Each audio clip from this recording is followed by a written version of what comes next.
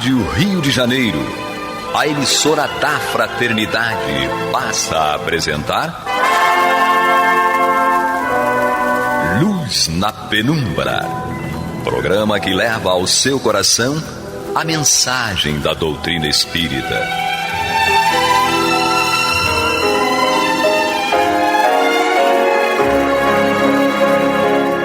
E agora com vocês, Aloísio Guigino e Eduardo Araújo, para o estudo da obra O que é o Espiritismo, de Allan Kardec. Nosso abraço, amigos ouvintes da Rádio Rio de Janeiro, emissora da Fraternidade. Estamos aqui mais uma vez, eu, Aloísio, com ela, Maria de Fátima Miranda. E damos partida nesse nosso encontro de hoje, nós dois aguardando a chegada dele, Eduardo Araújo. Muito bem, nós estamos no estudo dessa obra, o que é o Espiritismo. Nós estamos no capítulo 2, Noções Elementares de Espiritismo, e nós estamos ainda falando sobre mediunidade, que nós já começamos a vários encontros, em vários encontros anteriores. E hoje nós entramos num tópico muito interessante, que é o charlatanismo. O que é o charlatanismo? É a enganação, certo? É a maneira de se fazer crer que está ocorrendo um fenômeno, quando na realidade não é um fenômeno, e sim uma imitação de algo que poderia se aproximar de que fosse realmente um fenômeno. Nós estamos no item 89 do nosso livro, que é o Espiritismo, tratando de charlatanismo. E Kardec nos diz o seguinte, então: certas manifestações espíritas facilmente se prestam à imitação. Porém, apesar de as terem explorado os prestidigitadores e charlatães, do mesmo modo que o fazem com tantos outros fenômenos, é absurdo crer-se que elas não existam e sejam sempre produto do charlatanismo. Quem estudou e conhece as condições normais em que elas se dão, distingue facilmente a imitação da realidade. Além disso, aquela nunca pode ser completa e só ilude o ignorante incapaz de distinguir as diferenciações características do fenômeno verdadeiro. Então nós vemos aqui essa lembrança que Kardec nos faz com relação a essa possibilidade da tentativa de imitação de algumas manifestações por aqueles que querem enganar de alguma maneira os que acompanham a realização ou esses fenômenos que vêm a ocorrer. Então, existem charlatães, existem manifestações que não são efetivas e verdadeiras dos espíritos, sim, existem, mas isso não quer dizer que não existam manifestações efetivamente oriundas dos espíritos. E quem estuda e conhece as condições em que elas se dão, essas manifestações mediúnicas, pode ter a capacidade de distinguir a imitação da realidade. Então sempre vem à tona aqui a nossa chamada para a necessidade de que temos de, ao lidarmos com a mediunidade, ao lidarmos com a espiritualidade, ao lidarmos com o outro plano da vida, nós temos os conhecimentos necessários para que possamos evitar sermos enganados. É interessante porque ele deixa claro, não é, que só aqueles que não estudam, né, são iludidos. Ele diz: só ilude o ignorante, incapaz de distinguir as diferenciações características de um fenômeno verdadeiro. E aqui nós ficamos refletindo na introdução do Livro dos Espíritos, no capítulo 13, quando Kardec vai pontuar que são precisos alguns anos para formar-se um médico medíocre e 3/4 partes da vida para formar-se um sábio, e querem em algumas horas adquirir a ciência do infinito, aí nós sabemos que não vamos precisar passar 30 anos estudando a doutrina espírita para conseguir discernir a respeito de um fenômeno onde o charlatanismo está envolvido ou não. Porque esse tempo de estudo também é individual. Tem pessoas que levam tempo lendo, estudando, mas totalmente dispersos, sem um foco, sem um verdadeiro interesse. Tem outras pessoas que, quando pegam um livro com critério, com objetivo, conseguem, com esforço, tirando dúvidas com outros companheiros, compreender mais rapidamente, né, aquilo que para outros levaria tanto tempo. Mas a receita para que nós possamos ter um pouco mais de maturidade na reflexão e na avaliação dos fenômenos é o estudo, né? E isso é para tudo, Se nós quisermos ter êxito em qualquer objetivo, nós temos que tomar conhecimento daquilo que buscamos, com que estamos nos envolvendo. Isso é regra para todos os setores da vida, dos mais simples aos mais complexos. Nós só vamos ter tranquilidade e autonomia em qualquer análise, qualquer objetivo, se nos envolvermos com aquilo que estamos buscando, né? E no caso da mediunidade, além de nos envolvermos, passarmos a nos comprometer, porque temos um critério ali de sobriedade para que não sejamos nós joguete dos maus espíritos. Então sempre nós voltamos ao mesmo ponto, né? Nós, para vivenciarmos, para lidarmos, para aprendermos, para praticarmos a doutrina dos espíritos, nós temos que estudar, nós temos que conhecer. E agora, então, nós já contando com a equipe completa, pela chegada do nosso Eduardo Araújo, certo? Graças a Deus, estamos juntos. Palavras iniciais. Uma honra estar ao lado de Aloísio Guigino e Maria de Fátima Miranda. Opa, Deus nos conduz. Tá vendo? Então com isso nós fechamos o item 89, certo, do nosso livro, certo? O item 90, vamos aproveitar, vamos explorar aí o Eduardo, certo? Item 90, Eduardo. Vamos nós. Item 90, capítulo 2... Diz Allan Kardec: as manifestações que se imitam com mais facilidade são as de efeitos físicos e as de efeitos inteligentes, vulgares, como movimentos, pancadas, transportes, escrita direta, respostas banais e etc. Não se dá o mesmo, porém, com as comunicações inteligentes, de súbito alcance. Para imitar aquelas, bastam destreza e habilidade, ao passo que, para simular as últimas, se torna necessária quase sempre uma instrução pouco comum, uma superioridade intelectual excepcional, uma faculdade de improvisação universal, e assim, se assim nos permite classificá-la. É o mesmo que as pessoas que tentam... e aí é um assunto muito importante, delicado, né, que as pessoas que buscam comunicações de familiares desencarnados através da psicografia. Já tivemos relatos, né, de médiuns que trazem mensagens, mas sem cunho de comprovação, como diz aqui Allan Kardec, mensagens às vezes até banais: meu filho, estou bem, minha filha, não chore mais, e por aí vai. É totalmente diferente de médiuns como Chico Xavier, Divaldo Franco, a Célia, que trabalhou aqui no Rio de Janeiro durante muito tempo, o Julinho, Júlio César Grande Ribeiro e outros tantos que nós podemos citar, onde essas mensagens elas trazem o cunho de muita identificação com o desencarnado. Então tem que se tomar muito cuidado, porque para você praticar um charlatanismo com efeitos físicos é mais fácil. Mas para praticar o charlatanismo com a questão das comunicações inteligentes é mais delicado. Recordo-me de uma companheira que já trouxemos aqui na Rádio Rio de Janeiro, ela trabalha comigo, ela é psicóloga e ela a filha dela de 10 anos desencarnou na última grande epidemia de dengue no Rio de Janeiro, onde nós tivemos muitas mortes.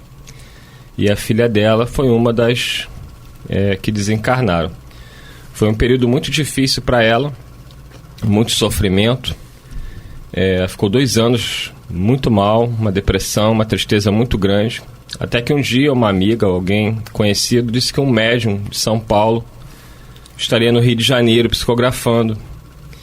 E falaram para ela, será que não seria importante você ir para tentar uma mensagem, um conforto para sua alma? E aí ela abriu uma certa esperança e conversou com o esposo. O esposo, um professor, um homem naquela época mais voltado ao ateísmo, ainda mais depois da morte da filha. Ele disse para ela o seguinte: olha, eu vou com você, mas nós iremos tomar todo o cuidado para que você não seja enganada na sua boa fé, já que você está muito abalada, desesperada. Você não vai dar nenhuma informação, porque há notícia de lugares onde a pessoa ela passa por uma espécie de uma entrevista antes, onde ela dá uma série de detalhes sobre o desencarnado. E aí depois a mensagem chega baseada nos detalhes fornecidos pela própria pessoa. Então ele, cuidadoso, ele disse para ela, olha, eu vou com você e você não vai dar nenhuma informação além daquela necessária. E assim foi feito, foi dado somente o nome da menina e a data do desencarne. As mensagens vieram a ponto do pai, ateu, hoje ser uma pessoa que acredita na realidade espiritual, porque a menina trouxe detalhes impressionantes da vida, né, da família, porque ele, além de professor, ele também é compositor de escola de samba, e a menina cita isso na mensagem.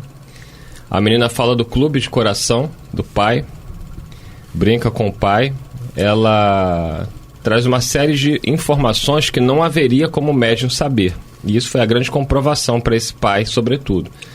E eu próprio vi a mensagem e fiquei impressionado que a assinatura ao final da mensagem psicografada era muito, mas muito semelhante à assinatura da menina em vida. E aí a mãe, né, a minha amiga, ela me mostrou uma redação da filha, quando ainda encarnada, e mostrou a mensagem. Eu fiquei bastante impressionado.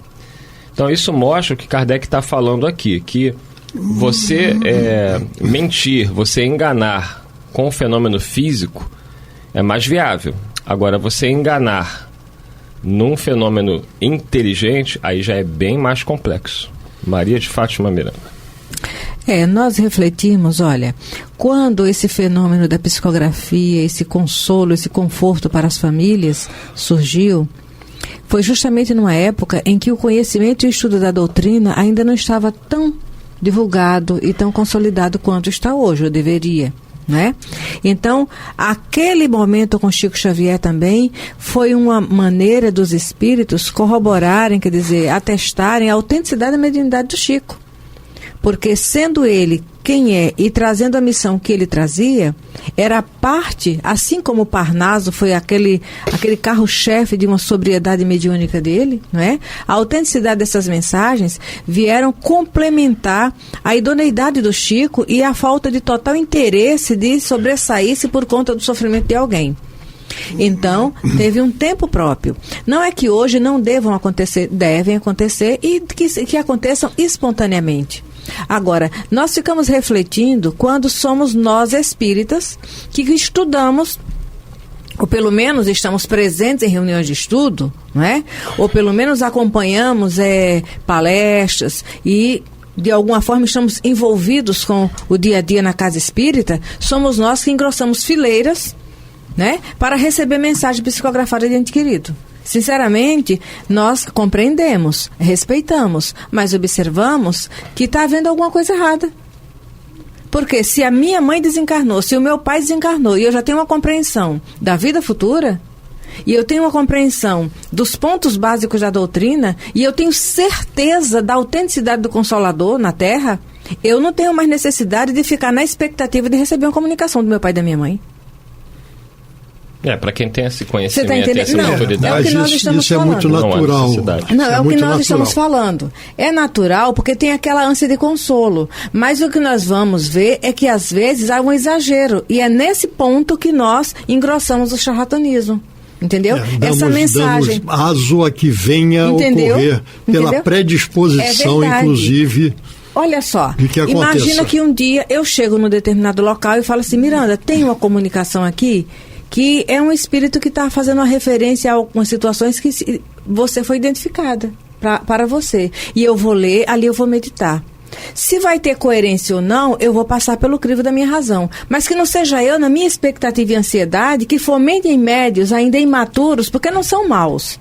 São médios imaturos. No trato com a mediunidade, esse afã de querer oferecer um material porque alguém está na expectativa de receber.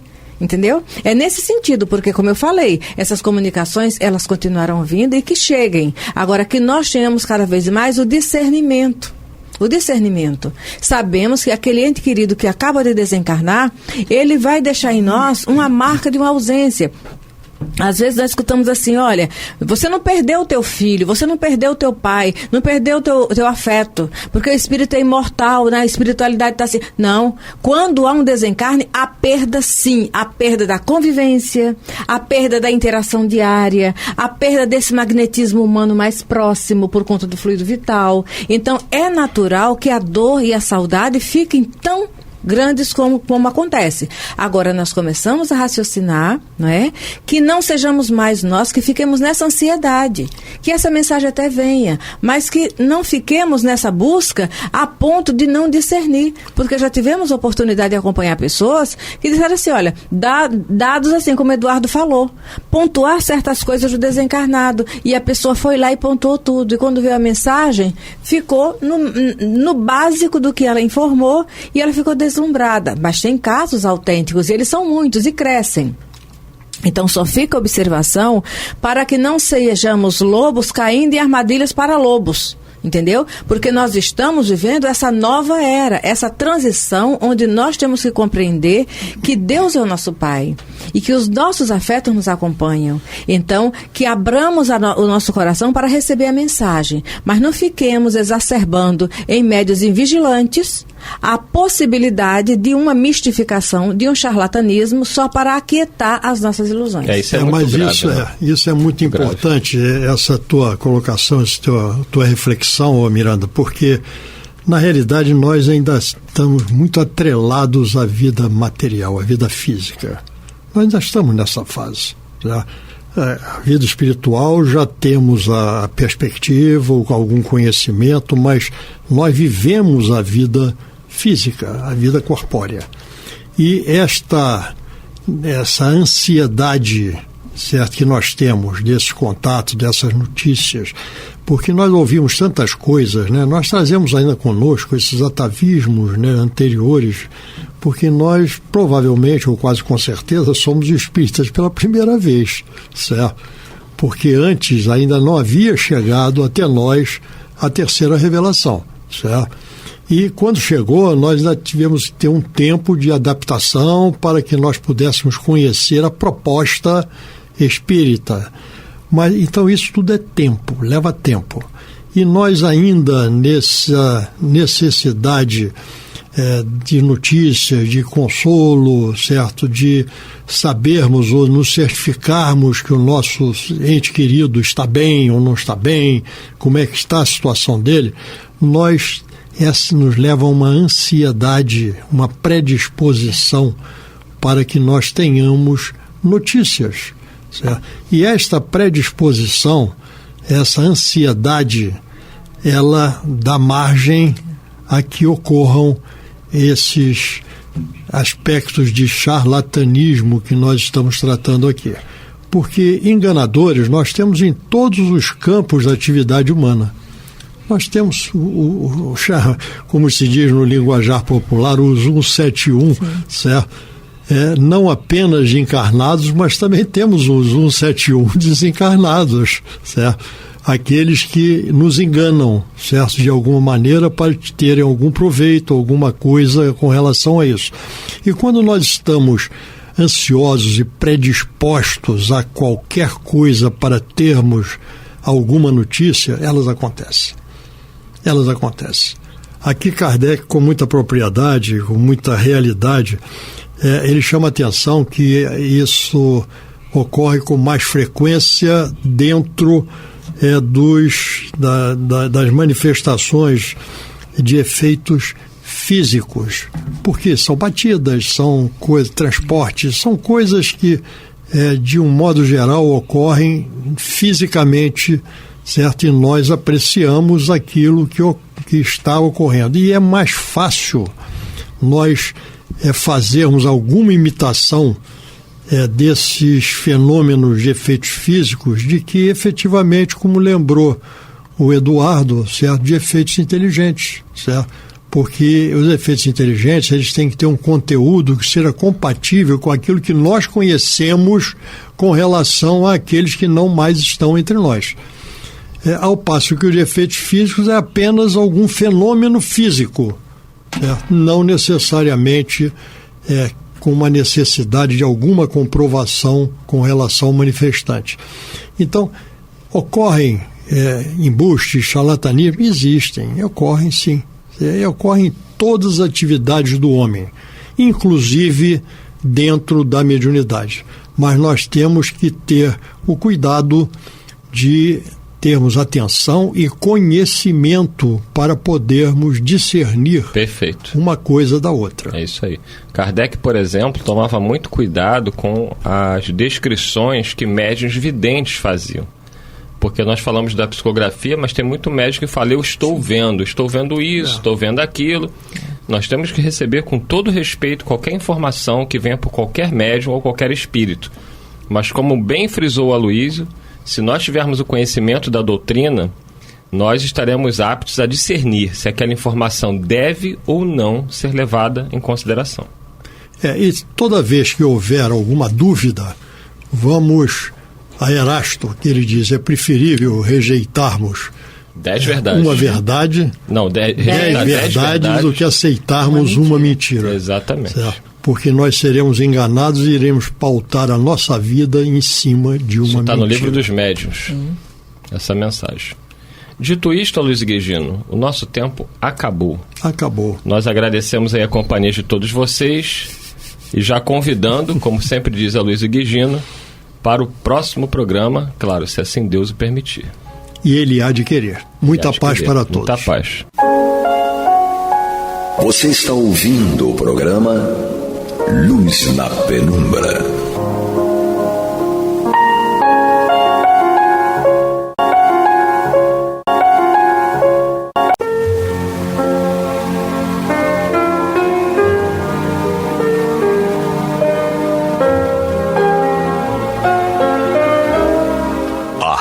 Rio de Janeiro está levando ao seu lar e ao seu coração a mensagem consoladora da doutrina espírita, através do programa Luz na Penumbra.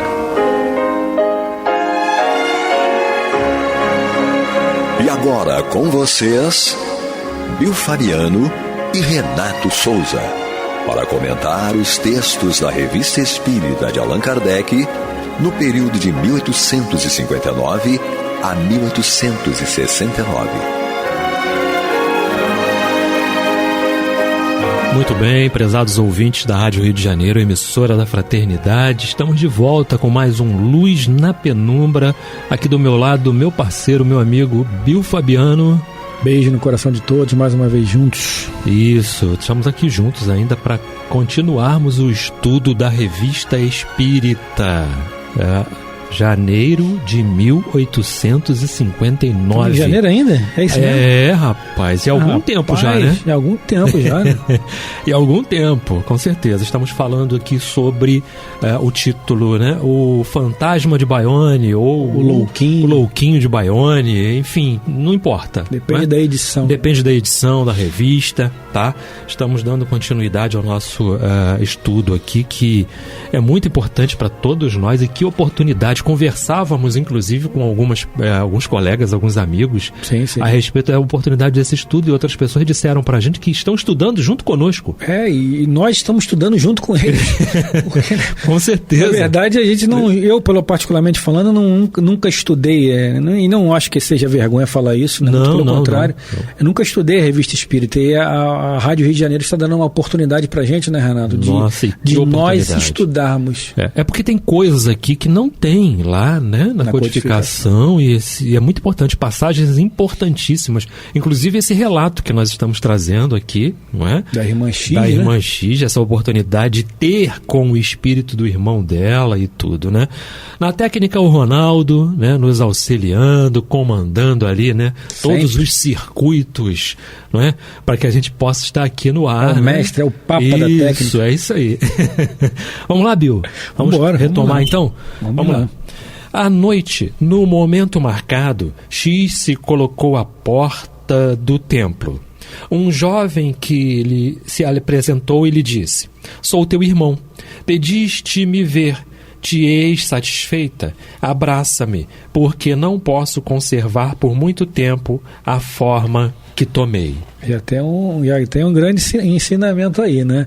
Ele conseguiu materializar-se, né, através do ectoplasma presente ali, não só do encarnado, mas em a natureza também, eles buscam, né? Quando os espíritos querem materializar algo, eles buscam, né? Por exemplo, lá no Livro dos Médiuns a gente fala sobre pneumatografia, pneumatofonia. Os espíritos buscam, quando é pneumo é sem a presença do médium, quando é psíquico é com a presença do médium.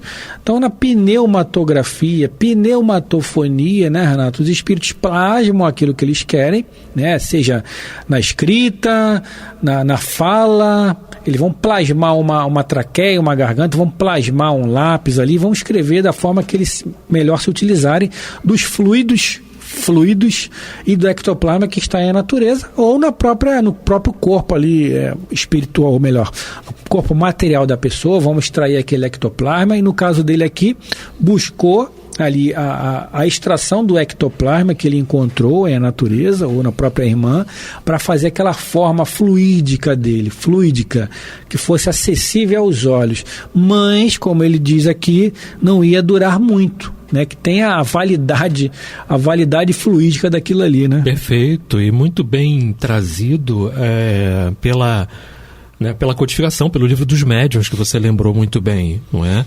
E, sem dúvida nenhuma, né, a utilização ali do fluido de um médium apropriado a fornecer os elementos necessários para poder materializar aquele corpo ali, um médium, né? Com efeitos físicos, sim, etc. Sim. E tal, que pode ter sido até ela. Sim, exatamente. Né? Pode ter sido até ela. Médium ela era, né? Como e você chamou atenção para uma coisa importante, o Kardec chamou atenção para uma coisa importante aqui do Relato do Espírito, que é a questão do pouco tempo. Não é? Tem o pouco tempo. E nas comunicações também, a gente tem que prestar muita atenção nisso, porque as comunicações também têm um tempo.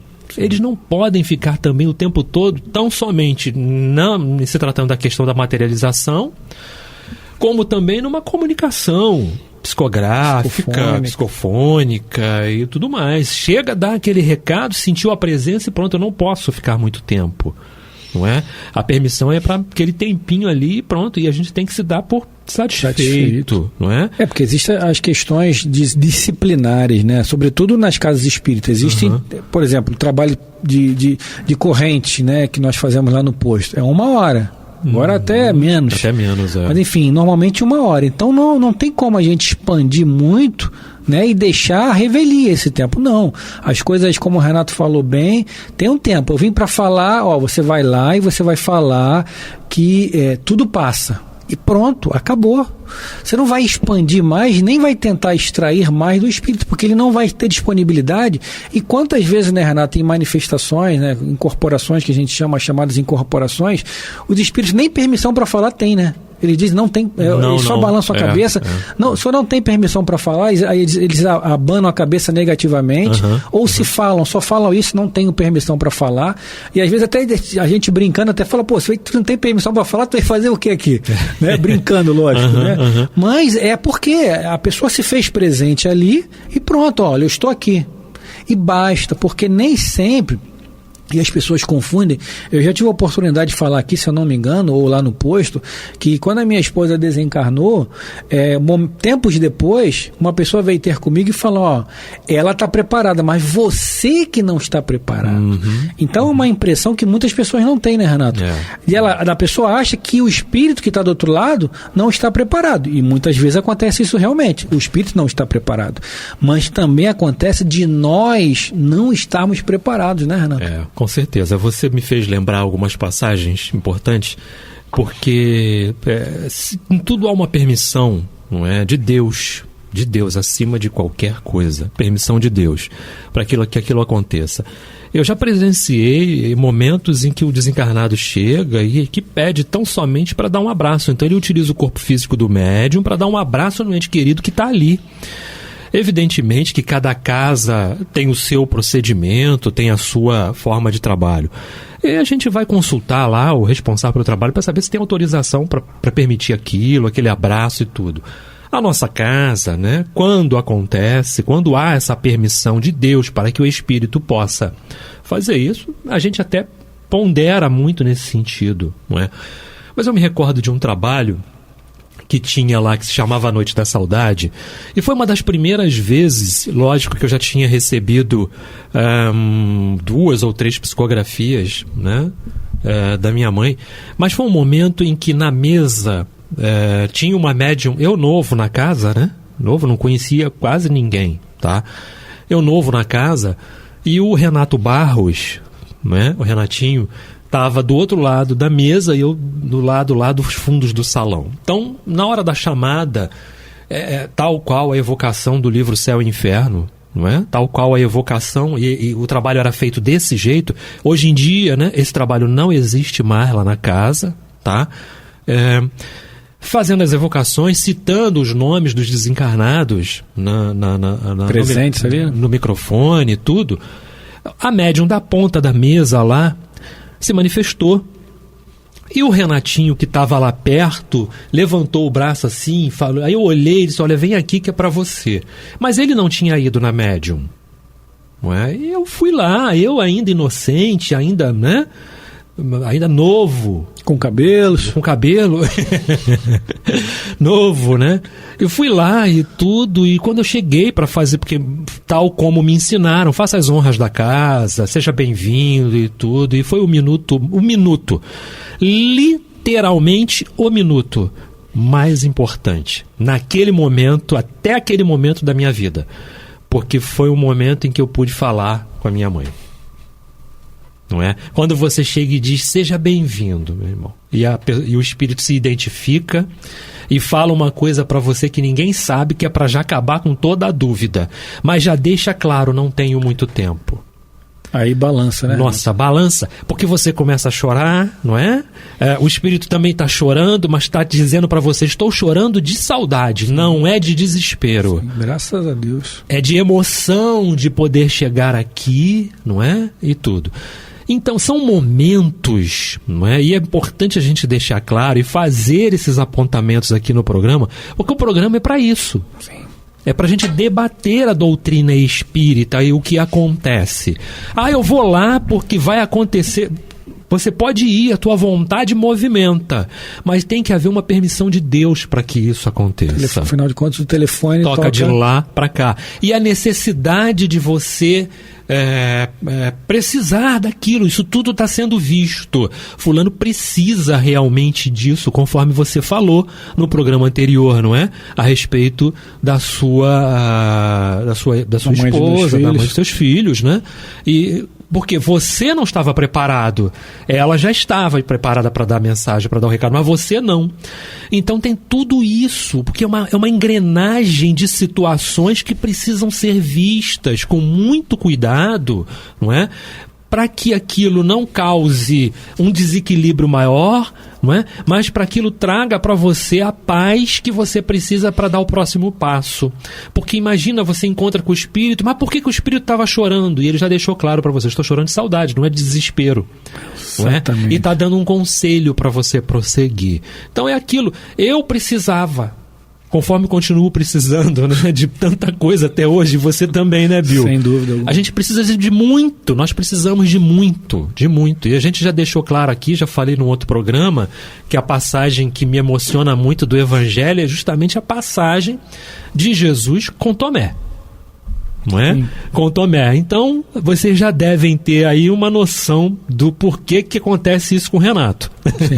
Não é verdade? Né? Do porquê que acontece isso com o Renato, tá? E é por aí a necessidade que é vista, né, Bill? Com certeza. Eu acho muito importante a gente abordar esse tema sobre esse prisma, sobre esse aspecto que nós estamos abordando. Porque muitas pessoas, às vezes ficam até se martirizando, né? E eu tive uma amiga próxima se martirizando por conta disso, pela falta que a mãe está fazendo, e ela como espírita, gente, vamos parar com isso, não tem essa, é lícito, ou seja, nós temos o direito, nós temos até o dever, quiçá, de chorar os nossos mortos. Porque imagina o Renato, por exemplo, a gente está citando o exemplo do Renato. O Renato conviveu com a mãe dele por quantos anos, Renato? 46 anos. 46 anos. Aí a mãe do Renato parte, logicamente todos nós partiremos, até o Ronaldo vai partir, né, Ronaldo? Um dia vai, mas não agora, né? Não precisa ter pressa, ninguém está com pressa aqui. Não estamos com pressa, não. Ninguém tem que ser o primeiro da fila. Mas aí o Renato simplesmente, tá bom, foi embora, que se dane também, já fez a vida dela, agora é com ela mesmo. Gente, isso não existe. Não. Cadê o amor? Cadê a caridade? Com a sua genitora, com aquela pessoa que te oportunizou nesta existência vir para esse plano. Então nós temos, vou usar até essa expressão aqui, a obrigação de sofrer a perda. Enfim, os espíritos dizem que ninguém perde o que não possui. Isso nós ainda não temos esse entendimento, né? Sim. Não é nossa posse, então nós não perdemos. Mas a gente ainda enxerga dessa forma. O nosso grau ainda de adiantamento está muito aquém do necessário. Mas nós temos sim o direito de sofrer. O que nós não podemos é perpetuar a dor e o sofrimento.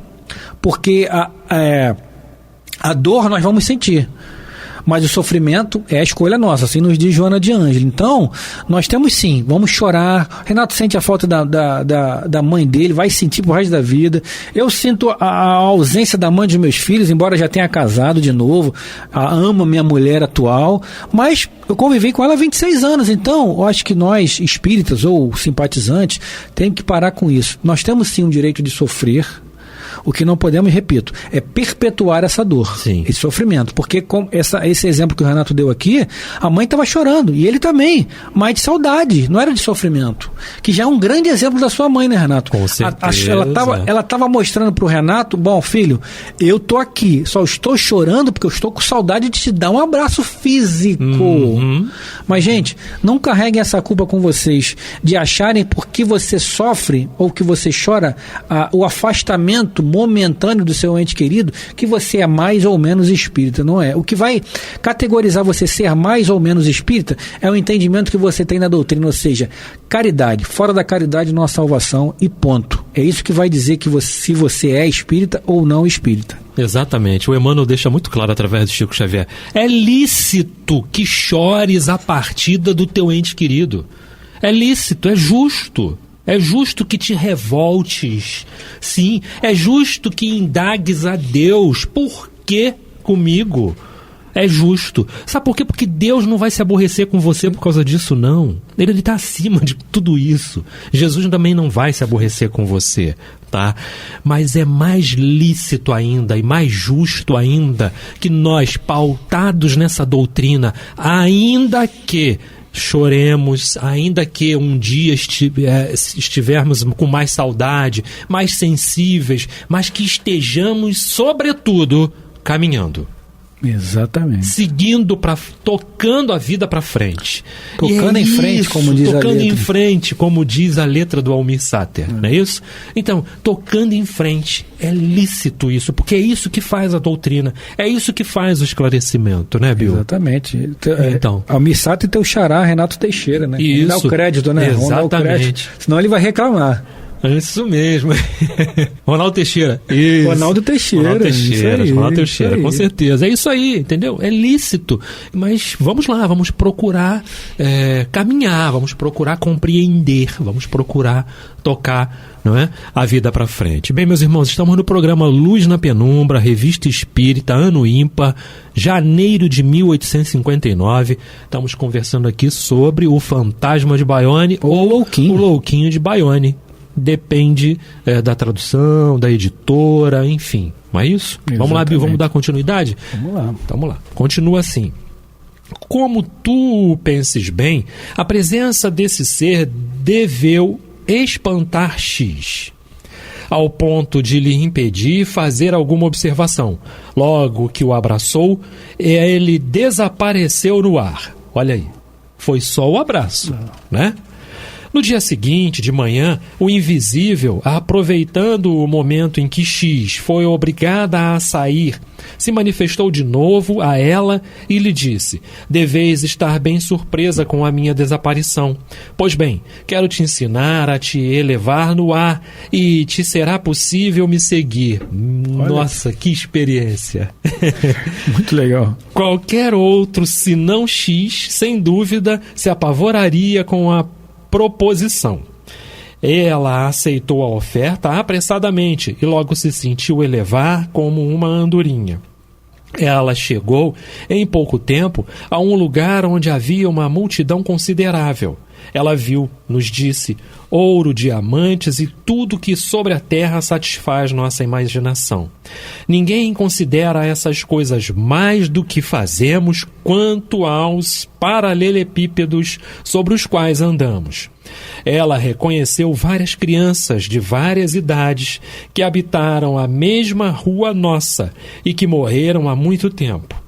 Em um apartamento ricamente decorado, onde não havia ninguém, o que chamou sobretudo a sua atenção foi a grande mesa onde, de distância em distância, havia papel. Diante de cada caderno havia um tinteiro. Ela via as pessoas por si mesmas se umedecerem e traçarem caracteres, sem que nenhuma mão as movesse. Bacana isso, né? Muito legal. Um exercício, né? Sim. Ali é voluntário, sim, né? Sim, é involuntário, voluntário da vontade. Sem que nenhuma mão as movesse. Isso, né? É. Em seu retorno, eu a recriminei por ter se assentado sem minha autorização e lhe proibi expressamente recomeçar semelhantes excursões.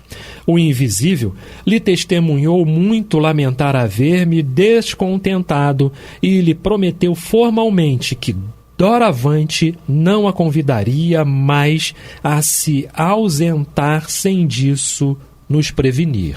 Tá? Fechou aqui, né? Esse período, fechamos esse período aqui, quer dizer, essa data, né? Ainda vamos continuar, porque ainda falta mais alguma coisa aqui a respeito do Fantasma de Bayonne. Fechamos o dia 23 de abril de 1855. Isso, né? Então vamos continuar aqui, 26 de abril agora, né? Vamos ler um pedacinho para a gente poder fazer mais algum comentário. O invisível se transformou sob os olhos de X, e ele tomou tua forma. Se bem que tua irmã acreditou que estavas no salão, para disso se assegurar. Ele lhe disse que retomasse sua forma primitiva. Logo tu desapareceste e foste substituído por mim. Seu espanto foi grande. Ela me perguntou como eu me encontrava ali, estando a porta do salão fechada à chave. Então, é claro, né? O que a gente pode falar, né, Bill? O espírito não tem barreira, né? Não tem porta fechada, né? Não tem porta fechada, não tem problema nenhum. Como diria nenhum. o nosso vice-presidente, seu Carvalho, tá fechada a porta e ele entra pelo buraco da fechadura. Isso, com certeza. A gente aqui nesse estúdio, com essas portas, né? Não permitindo entrar aqui ruídos. Tá lacrado aqui. Tá lacrado, mas tá cheio de espíritos aqui, entrando e saindo o tempo todo. Graças a Deus. E graças a Deus. E para eles não existem barreira para isso. Exatamente. Com certeza, tá? Então, uma nova transformação ocorreu.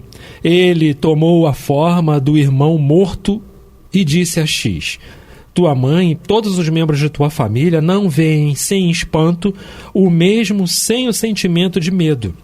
todos os fatos que se cumprem pela minha intervenção. Meu desejo não é ocasionar pavor, entretanto, quero provar minha existência e te colocar ao abrigo da incredulidade de todos, porque se poderia tomar por uma mentira de tua parte o que não seria da sua senão uma obstinação em não se render à evidência.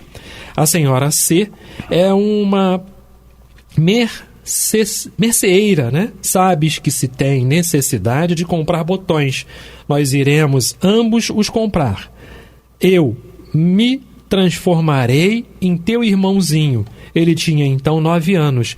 E quando retornares à casa, pedirás à mãe enviar a casa da senhora C.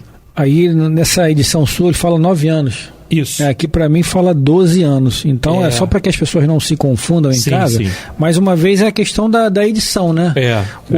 Eu tô com a edição da FEB aqui, o Renato tá com a edição da editora Mundo Maior. Então, se tinha 9 anos ou 12 anos, também isso não importa, né? Sim. Porque é uma história. O que nós temos que ficar atentos é a essência do que está sendo dito, né? Então, se é 9 em uma edição ou 12 em outra, eu acho que isso aí não tem, né, nenhum tipo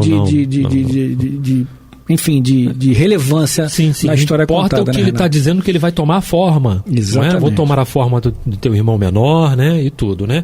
Bill, acabou. Dá tempo para mais nada. Já acabou? Acabou. Caramba, que pena. Dá tempo para mais nada. Muito bem, meus irmãos, né? Estamos fechando aqui mais um Luz na Penumbra. Estaremos de volta na próxima semana. Vamos dar continuidade aqui no Louquinho de Bayonne, ou Fantasma de Bayonne. Vamos estar falando lá do 7 de maio de 1855, ok?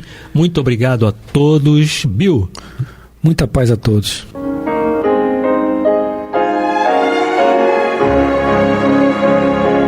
E vamos ouvir agora a prece de encerramento de nosso programa, na voz de Geraldo de Aquino. Jesus, dá-nos coragem para a luta, piedade para os insultos e misericórdia para as injustiças e ingratidões. Limpa nossa alma de inveja e ambições mesquinhas, de ódio e de vingança o nosso caminho. E que dentro em pouco, ao recolher-nos de novo ao calor do nosso leito, para que o sono nos dê a paz e o esquecimento das tristezas humanas, possamos sentir, Senhor, no mais íntimo de nosso ser, a doçura indefinível do Teu amor e a grandeza incomparável da Tua divina presença. Que assim seja.